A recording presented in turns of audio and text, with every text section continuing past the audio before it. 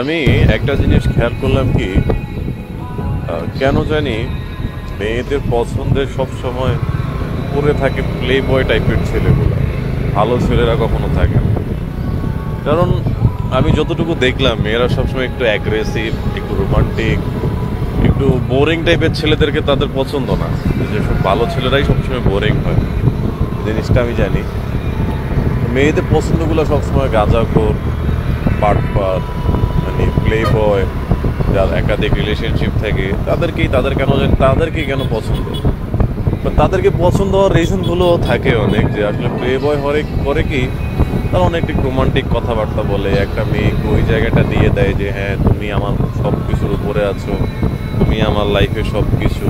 এবং তাদের পরিচয়টাই হয় এইভাবে ইমোশনালি। কারণ একটা ভালো ছেলের কাছে যখন আপনি যাবেন, বেচারারা যদি আপনি কিছু বলেন, হ্যাঁ সে আপনার কথায় কথায় মুখ লড়াবে, হ্যাঁ তুমি যা বলছো ঠিক আছে, তুমি যা বলছো এ করছে। এখন প্লে বয় জানে কি, প্লে বয় জানে যে রিলেশনশিপ একটা মেয়েকে পটানোটা কিভাবে করা লাগে এবং কতটা সহজ। এই ক্ষেত্রে প্লে বয়